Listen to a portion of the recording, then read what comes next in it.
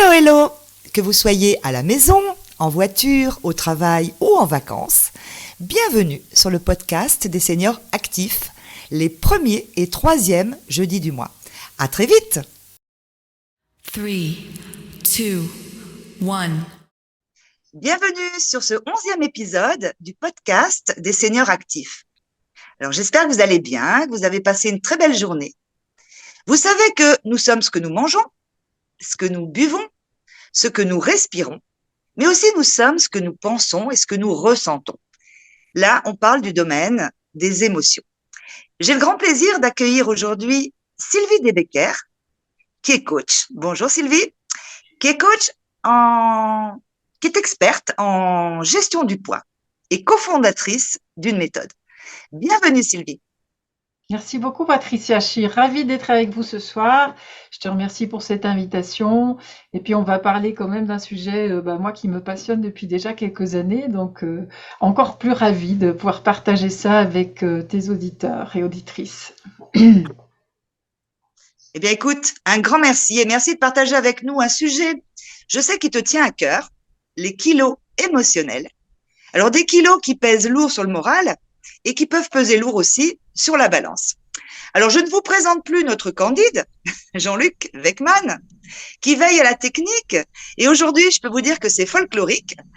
Bonjour Jean-Luc, mon petit doigt me dit que tu as pris quelques kilos récemment.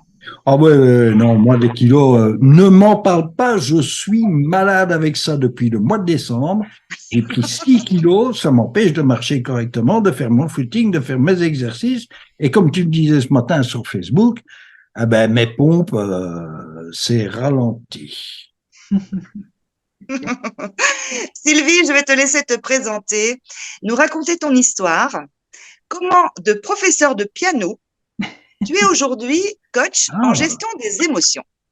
Oui, alors c'est vrai que j'ai fait un début de carrière, déjà un bon bout de début de carrière dans la musique. Je suis pianiste professionnelle de formation à l'origine. J'ai donné des cours, j'ai fait des concerts. Enfin, j'ai eu une vie quand même assez remplie au niveau de la musique. Et à un moment donné, j'ai commencé à avoir des problèmes de santé chroniques en fin de compte, pour lesquels la médecine ne pouvait pas vraiment m'aider. Et du coup, j'ai commencé à faire beaucoup de recherches, c'était au niveau digestif, pour essayer de me sortir de ces problématiques par mes moyens, par des moyens naturels, par des moyens de traverse alternatifs. Et c'est comme ça que j'ai commencé à énormément m'intéresser à la santé naturelle, et ça a commencé à devenir une vraie passion pour moi.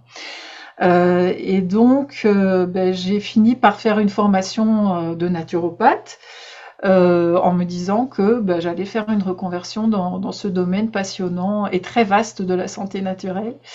Et c'est comme ça que je suis devenue naturopathe. Et puis, je me suis spécialisée assez rapidement dans la gestion du poids, parce que j'avais pas mal de clients qui venaient me voir pour ça, parce qu'elles étaient un peu au bout de leurs problématiques, de leurs solutions pour essayer de perdre leurs kilos.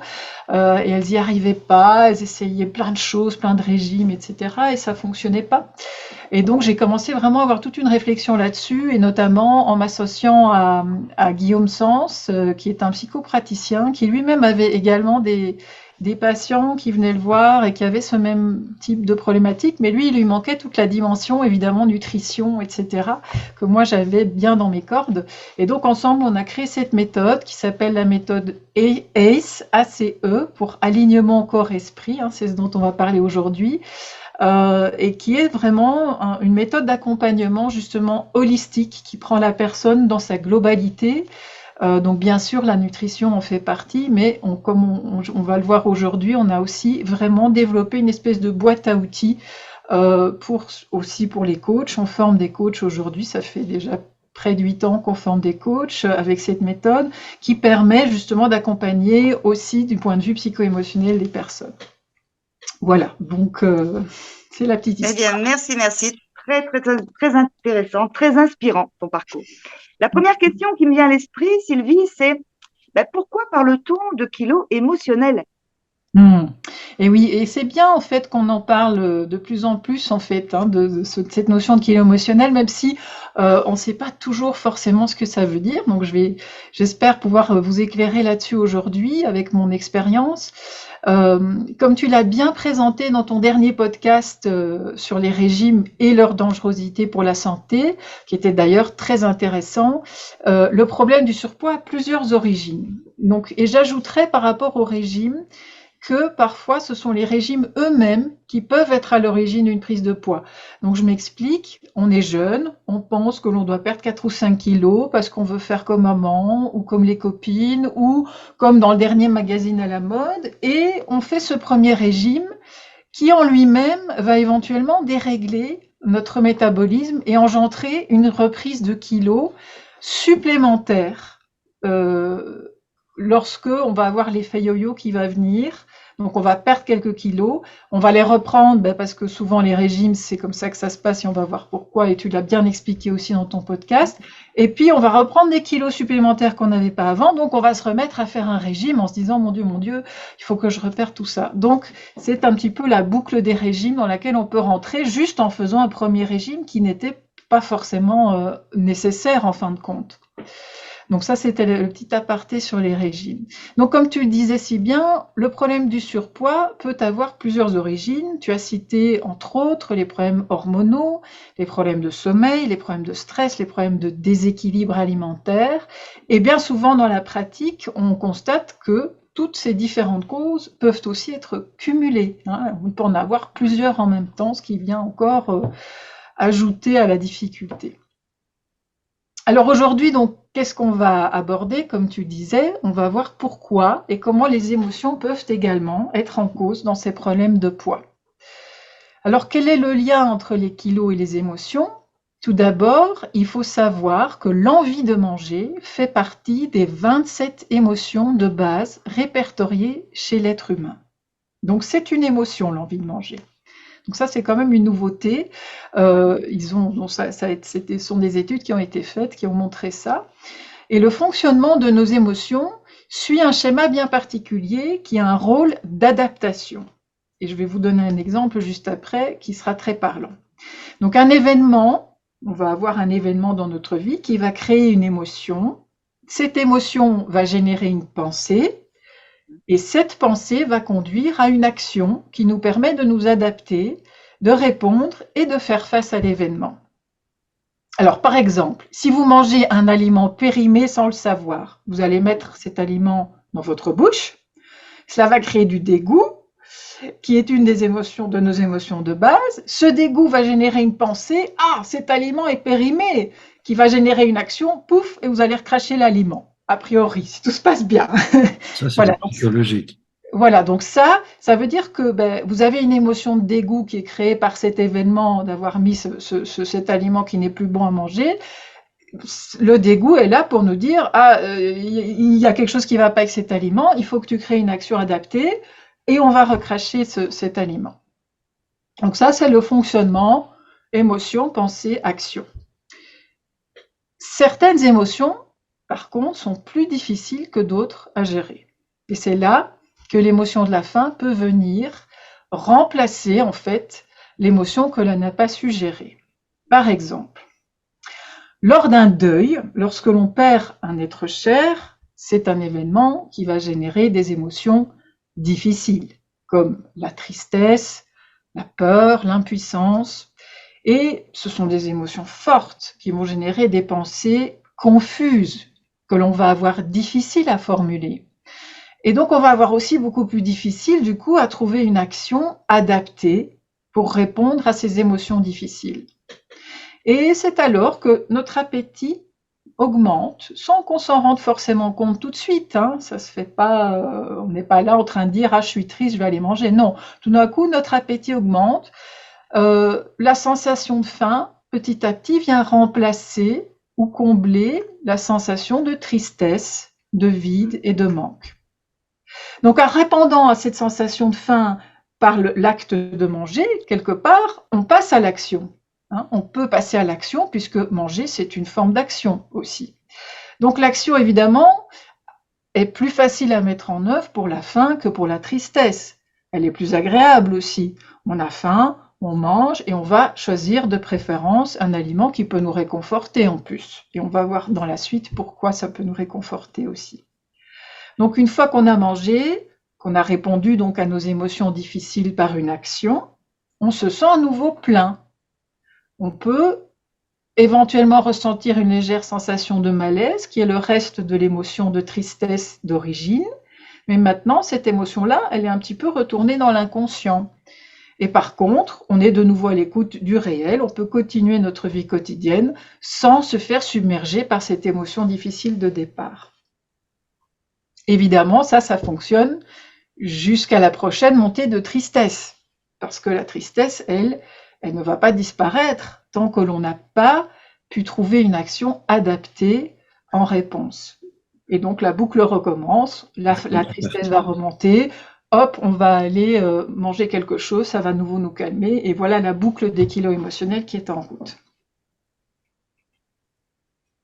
C'est très, très intéressant. Qu'est-ce que tu penses de tout ça, Bien, Jean-Luc? écoute, pour le peu que j'en ai écouté, là maintenant, ça éclaire vraiment ma lanterne dans le sens où c'est vrai que, prenons le cas, je suis une bonne fourchette, hein, je n'ai pas peur de le dire, et j'ai à peine fini de manger que j'ai envie de passer au dessert. Émotion particulière, je n'ai pas forcément, mais cette envie de manger est sûrement liée à quelque chose. Alors peut-être que là, tu peux éclairer ma lanterne et toujours cette faim qui me tenaille. Et pourtant, quand je mange des pâtes, je mange 1 kilo de pâtes, hein, et je suis généreux. Donc c'est assez. Tu veux dire que tu ressens une faim alors que tu estimes avoir suffisamment Oui, mangé? tout à fait, tout à fait. Là, oui, ben oui, je suis rassasié, comblé. Ben, Et tout à fait. Et on va le voir à la fin des questions ici. Ce que je propose, moi, et justement, ça, dans ça ces me cas-là. tenaille, hein, ça me tenaille cette envie Oui. de manger, Et hein. oui, c'est une fin réelle. Tout C'est à comme fait. si j'avais C'est pas ça, eu c'est ma dose. physiologique. Absolument. Oui, oui, tout à fait. Ah, Mhm. fantastique. Le problème, c'est que quand je mange mon petit dessert, entre guillemets, ben, il est 10 heures du soir ou 22 heures. Hein, parlons français, parlons peu, mais parlons bien. Mais 22 heures, et forcément, quand je vais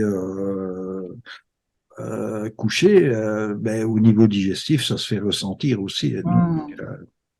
Oui, j'imagine. l'effort n'est pas là pour éliminer aussi. Hein, donc, Mm. Et pourquoi, forcément, Sylvie, est-ce qu'on se sent mieux quand on mange? Mais ah, justement, c'est un autre aspect, oui, du lien entre la nourriture et les émotions, c'est que dans notre physiologie, il y a une voie royale qui facilite ce transfert entre les émotions et l'alimentation. Et ce sont des molécules que l'on appelle les neuromédiateurs, plus connus, enfin plus communément appelés les hormones du bonheur, même si on en parlait avec il Patricia, y a ce ne sont pas différentes vraiment formes. des hormones, mais c'est vrai que c'est plus communément, on appelle ça les hormones du bonheur, mais ce sont donc des neuromédiateurs. Et donc ces neuromédiateurs, ce sont des molécules produites par nos neurones dans le cerveau ou dans l'intestin, hein, puisque maintenant on sait qu'on a également des neurones dans l'intestin, et ces molécules sont produites naturellement dans notre corps. Entre autres, elles interviennent dans la régulation justement de notre stress. Mm. Donc D'accord. peut-être que déjà vous avez entendu parler de la dopamine, des endorphines ou encore de la sérotonine, qui sont autant de stimulants, calmants, antidépresseurs, euphorisants et même somnifères naturels qui sont vraiment produites naturellement dans notre corps. Et il se trouve que l'alimentation en est également pourvue. Donc le plus facile comme exemple à prendre à ce niveau-là, c'est le sucre. On sait aujourd'hui que le sucre est ô combien un problème central au niveau tant de la santé d'ailleurs que du surpoids. Et le sucre par exemple, donc favorise la production d'endorphines qui sont nos relaxants naturels. C'est le bonheur, le sucre. Hein. Voilà.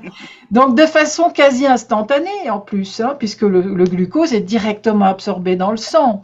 Donc on pourrait presque dire que manger du sucre nous fait le même effet que de prendre un calmant. Voilà. Donc c'est aussi simple que ça, entre guillemets. Hein. On va Euh, dire.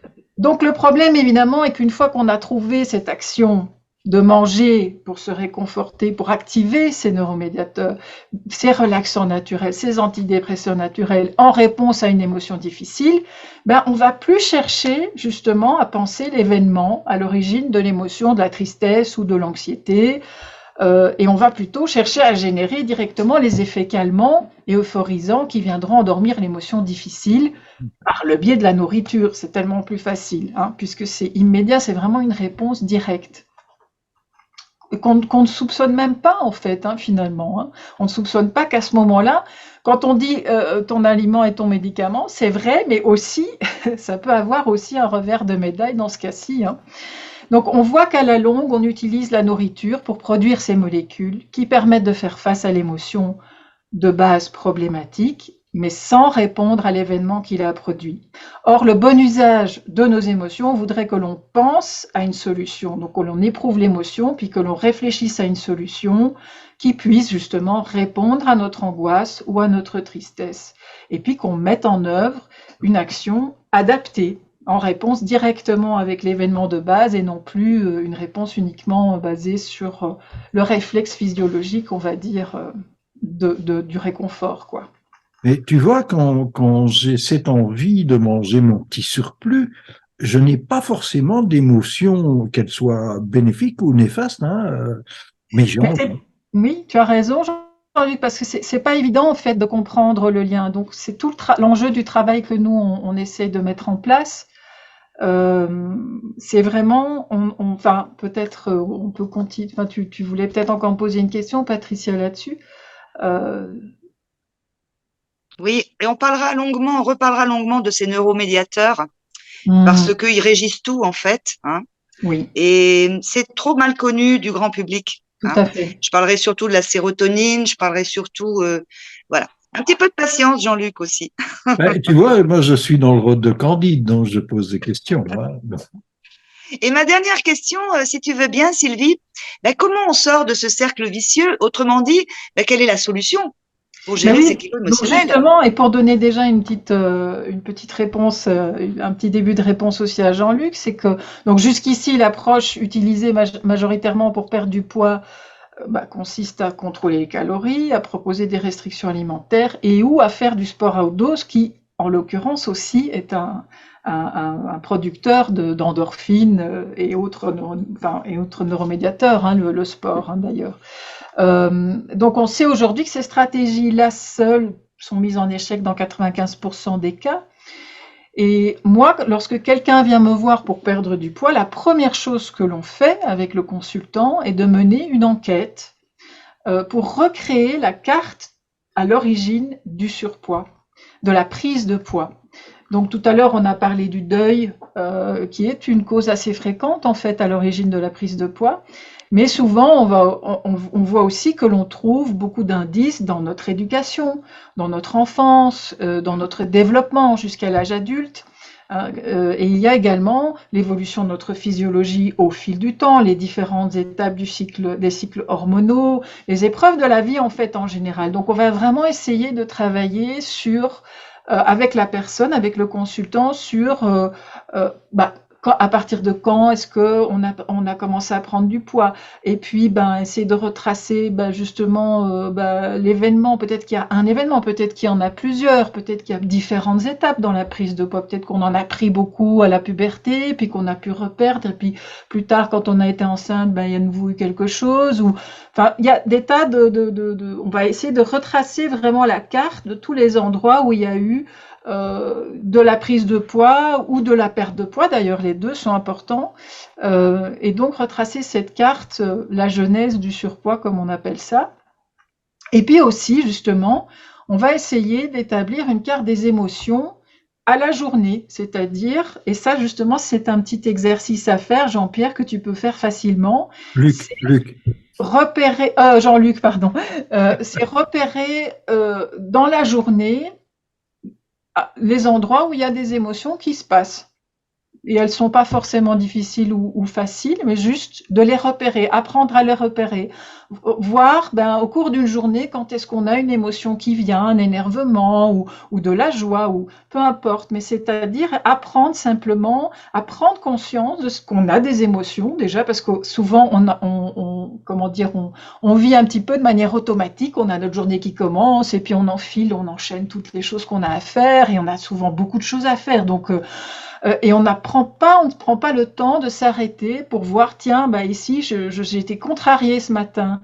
Et du coup, bah, ça m'a embêté, ça m'a créé du stress, et donc on va avec le consultant, bah, l'amener à petit, repérer ses émotions, à se familiariser avec elles, à en prendre conscience, à les apprivoiser. Et puis ensemble, on va chercher bah, des réponses à ces émotions, à ces façons de fonctionner émotionnelles qu'on a face à l'adversité ou au stress ou à toute chose qui se présente dans notre journée. Et puis, ben, trouver avec le consultant quelles actions il pourra mettre en œuvre qui seront plus adaptées que le simple fait de manger. Et du coup, faire le lien aussi.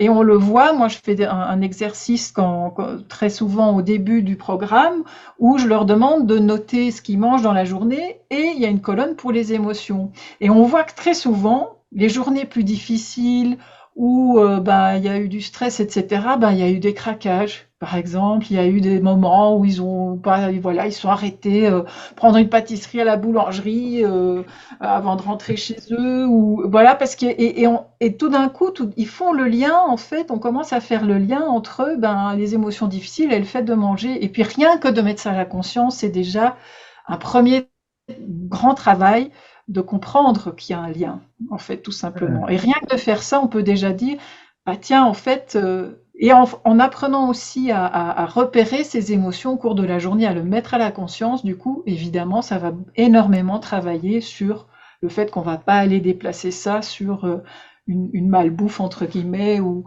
un truc qu'on n'a pas envie de faire apparaître dans notre menu quotidien, quoi. Et donc, j'ai une étudiante qui me disait, euh, avant la formation, je pensais qu'il fallait perdre du poids pour aller mieux. Aujourd'hui, j'ai compris qu'il fallait d'abord aller mieux pour perdre du poids.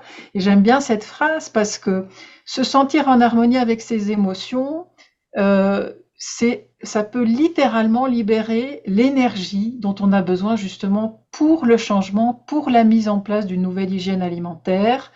Parce que même si ce que l'on met dans l'assiette reste évidemment un pilier fondamental d'un programme de gestion de poids, il s'agit tout d'abord de libérer cette énergie pour le changement, en fait, tout simplement. Parce que souvent, ben, on n'a pas cette énergie est bloquée par ces émotions qu'on a mis de côté pour plus devoir y penser parce que c'était trop dur ou trop stressant, etc. Voilà. Fantastique. Écoute, un immense merci Sylvie pour cet éclairage, des bons conseils et j'aime beaucoup la réflexion de ton étudiante. Mmh. Je pensais qu'il fallait perdre du poids pour aller mieux et j'ai compris qu'il fallait d'abord aller mieux pour perdre du poids. Mmh. Je te laisse le mot de la fin, mais je trouve que c'est une C'est très déjà belle pas phrase. mal comme mot de la fin. Oui, même si c'est lointain au niveau de la voix, hein, Pat. Même si c'est lointain au niveau de la voix, mais c'est vrai que c'est déjà pas mal, quoi. Et alors, Le mot de la fin, un le mot grand de- merci à toi, hein, Sylvie, pour cet éclairage. Je vais essayer d'anticiper un petit peu sur le dialogue de Pat qu'on entend de loin. C'est vrai que Nice, bon, il faut ramer quand même un peu. Allez, parle-nous un peu et rapproche ton téléphone. Allez. Oui, au téléphone, oui, Ah, ça y est, on t'entend c'était mieux de folklorique tout à nouveau. l'heure. Et je vous invite à suivre Sylvie sur Facebook et sur LinkedIn. Mmh. Et Jean-Luc, nous, on se Tu nous retrouve donneras pour le ton prochain adresse, hein. épisode. J'avais juste envie encore d'ajouter un petit mot de la fin. Encore, Ah, avec plaisir, Sylvie. c'est que je voulais dire aux personnes qui nous écoutent que surtout que le surpoids et les kilos en trop, c'est pas une fatalité parce que moi, je vois beaucoup de personnes qui sont très découragées, souvent avec tous les régimes qui ont échoué et c'est vrai qu'on peut, ça, c'est très dévalorisant au final parce qu'on a l'impression qu'on n'y arrive pas, etc. Et moi, j'avais juste envie de dire qu'on n'est pas condamné à vivre avec les kilos en trop et qu'il n'est jamais trop tard pour amorcer ce travail de gestion de poids. Et qu'en fin de compte, c'est plutôt une belle opportunité pour apprendre à mieux se connaître, à mieux gérer ses émotions et à mieux comprendre ce dont nous avons besoin, en fait, pour améliorer notre équilibre global, c'est-à-dire physique, mental, énergétique, et donc devenir une version de nous-mêmes qui sera plus en adéquation avec nos désirs et nos rêves profonds. Voilà, je voulais vraiment encourager les personnes à C'est dire c'est pas trop tard, c'est pas foutu, vous êtes pas, voilà. Non, il y a vraiment beaucoup de travail à faire et du travail très intéressant. c'est très philosophique en plus. Oui, très, très, Alors très, très bon, nous, intéressant et il n'est jamais, jamais, jamais trop tard.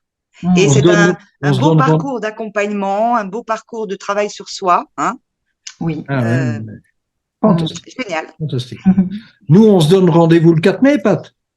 Alors nous, on se retrouve, oui, le jeudi 4 mai, Jean-Luc. Euh, alors attends, j'ai un petit peu oublié le sujet du 4 mai. Là, aujourd'hui, je suis un petit peu Et, justement, perturbée. les Alors le sujet le 4 mai, aliments on parlera santé des aliments santé diabolisés. qui sont diabolisés à tort.